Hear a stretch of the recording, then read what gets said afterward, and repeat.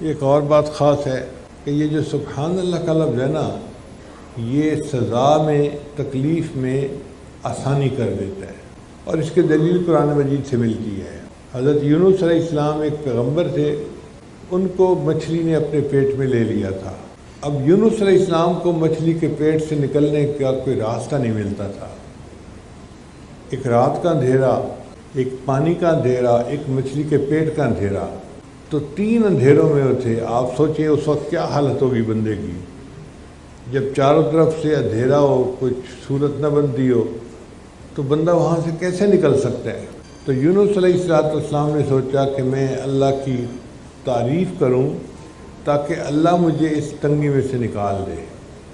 چنانچہ انہوں نے پھر اللہ کا ذکر کیا، لا الہ الا انت سبحانک انی کنت من الظالمین۔ سبحانک مخاطب کا صیغہ ہے، اگر ہم پڑھیں گے تو ہم سبحان اللہ پڑھیں گے۔ تو یہ سبحانک پڑھنے کا یہ برکت تھی کہ اللہ نے مچھلی کو حکم دیا کہ ان کو سمندر کے کنارے ڈال دو۔ چنانچہ یونس علیہ السلام مچھلی کے پیٹ سے آزاد ہو گئے۔ اللہ تعالیٰ قرآن مجید میں فرماتے ہیں، فلولا انہ کان من المسبحین، اگر یونس علیہ السلام میری تسبیح بیان نہ کرتے، للبث فی بطنہ الی یوم یبعثون، تو قیامت تک وہ مچھلی کے پیٹ کے اندر رہتے۔ مصیبت اتنی بڑی تھی کہ قیامت تک انہوں نے مچھلی کے پیٹ کے اندر رہنا تھا، مگر سبحان اللہ کی برکت سے اللہ نے اس میں تخفیف کر دی، اس کو نرم کر دیا، تھوڑا کر دیا۔ چنانچہ ابو سعید رحمۃ اللہ علیہ روایت کرتے ہیں کہ عمر رضی اللہ عنہ کے پاس ایک مجرم کو لایا گیا، اور انہوں نے جلاد کو بلا کے کہا کہ اس کے نا 10 ڈنڈے لگاؤ، 10 درے لگاؤ۔ اب جلاد نے جب پہلا ڈنڈا لگایا نا، تو وہ جو مجرم تھا وہ کہنے لگا سبحان اللہ، یعنی اس وقت کے مجرم بھی ایسے ہوتے تھے کہ ان کی زبان پہ سبحان اللہ کا لفظ جاری ہوا۔ ہمیں بھی یاد ہے، ہم جب چھوٹے تھے اس دور میں نہ ٹی وی تھا، نہ کوئی مصیبت تھی VCR کی، نہ ان چیزوں کی، سادہ زمانہ تھا۔ تو ہمارے دور میں بچپن میں جب کوئی بندہ پاگل ہو جاتا تھا نا، تو اذانیں دینی شروع کر دیتا تھا۔ آج تو پاگل بندہ پتہ نہیں کیا اول فول بکتا ہے، اس زمانے کے پاگل اذان دیتے تھے، بس کھڑا ایک جگہ اذان پہ اذان دیتا جا رہا ہے، اس کو کہتے تھے لوگ پاگل ہے۔ تو اسی طرح کا وہ مجرم تھا کہ جرم تو کر بیٹھا اور سزا بھی ملی، لیکن جب ڈنڈا پڑا تو کہنے لگا سبحان اللہ۔ جب عمر رضی اللہ عنہ نے سبحان اللہ کا لفظ سنا تو آپ نے جلاد کو کہا دعہ، اس کو چھوڑ دے۔ ابی بن کعب رضی اللہ عنہ ایک بڑے مفتی قسم کے صحابی تھے، وہ پاس بیٹھے ہوئے تھے، فضاحکا، وہ مسکرا پڑے۔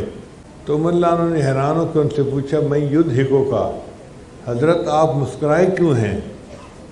ان کہا کہ والذی نفسی بیدہ، قسم ہے اس ذات کی جس کے ہاتھ میں میری جان ہے، کہ سبحان اللہ نے اس بندے کے سزا میں تخفیف کر دی۔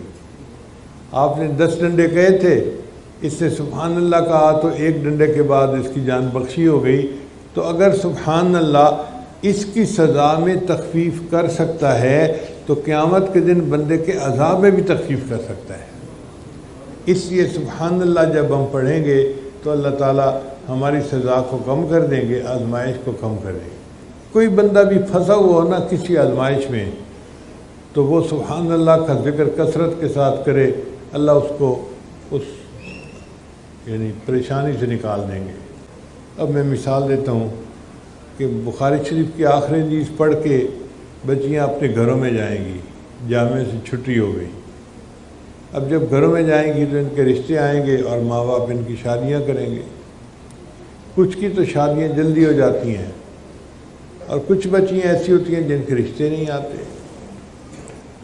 اب جب بچی جوان ہو اور رشتہ نہ آئے تو ماں باپ کے دل پہ جو غم ہوتا ہے اس کو کوئی دوسرا نہیں سمجھ سکتا۔ بچی خود بھی پریشان ہوتی ہے، بھئی ماں باپ ایسے ہی تو نہیں نا جا کے کسی کو ہاتھ پکڑا کے آ جائیں گے، کوئی رشتہ آئے گا تو ہاں کریں گے، نکاح کریں گے نا، رشتہ نہیں آ رہا۔ اب بچی پریشان ہوتی ہے، جی میں کروں تو کیا کروں، پوچھتی ہے جی کوئی عمل مجھے بتائیں کرنے کے لیے۔ وہ محسوس کرتی ہے کہ میں ایک حالات کی مچھلی کے پیٹ میں پھنس گئی ہوں اور نکلنے کا کوئی راستہ نہیں ہے۔ تو تو ایسے وقت میں ہم اسے یہی تلقین کرتے ہیں کہ بیٹا آپ سبحان اللہ کی کثرت کرو، اور وہ بچی چند دن سبحان اللہ کی تسبیح شوق سے پڑھتی ہے اور کہیں نہ کہیں سے رشتہ آتا ہے اور اللہ تعالیٰ مچھلی کے پیٹ سے اس کو نکال دیتے ہیں۔ اچھا طلباء آخری حدیث پڑھ کے گھروں کو جاتے ہیں تو کسی نے جاب کر لی، کسی نے کاروبار کر لیا۔ اب جو کاروبار کرتے ہیں تو کئی مرتبہ وہ قرضے کی مچھلی کے پیٹ میں پھنس جاتے ہیں، قرضہ ہو جاتا ہے، کاروبار چلتا نہیں اور پریشان ہوتے ہیں، قرض لینے والے مطالبہ کر رہے ہوتے ہیں۔ اب وہ سوچتے ہیں جی کہ ہم ان حالات میں سے کیسے نکلیں، تو ان کے لیے بھی سبحان اللہ کا ذکر اکثیر ہے، اور وہ سبحان اللہ کا ذکر کریں تو اللہ قرض کی مچھلی کے پیٹ سے نجات عطا فرما دیں گے اور ان کو اللہ تعالیٰ آسانی فرما دیں گے۔ تو یہ سبحان اللہ کا ذکر ہماری زندگی کی پریشانیوں کو دور کرنے کے لیے بھی بہت مفید ہے۔ تو اس لیے آج کی یہ حدیث مبارکہ سننے کے بعد ہمیں چاہیے کہ ہم اپنی زندگی میں سبحان اللہ کا ذکر زیادہ کریں، مرد بھی، عورتیں بھی، اور اپنی گفتگو میں بھی سبحان اللہ کا لفظ زیادہ استعمال کریں۔ اب آپ بتائیے کہ ان دو کلمات کو پڑھ کے دل کو مزہ آتا ہے کہ نہیں آتا؟ سبحان اللہ و بحمدہ سبحان اللہ العظیم، 3 مرتبہ سب مزہ لے کے پڑھیے، لطف لے کے پڑھیے۔ سبحان اللہ و بحمدہ سبحان اللہ العظیم، سبحان اللہ و بحمدہ سبحان اللہ العظیم، سبحان اللہ و بحمدہ سبحان اللہ العظیم۔ اللہ تعالی ہمیں اس حدیث مبارکہ کے مطابق زندگی گزارنے کی توفیق عطا فرمائے اور قیامت کے دن ہمارے اعمال کے وزن کو بڑھائے اور ہمیں کامیاب و کامران فرمائے۔ جن بچیوں نے آج آخری حدیث پڑھی ان کو مبارکباد ہو، ان کے گھر والوں کو مبارکباد ہو، جن بچوں نے پڑھی ان کے اہل خانہ کو مبارک ہو۔ اللہ تعالیٰ ان بچوں کو علم نافع کا نور عطا فرمائے اور پوری زندگی دین کی خدمت کے لیے قبول فرمائے۔ وآخر دعوانا ان الحمد للہ رب العالمین۔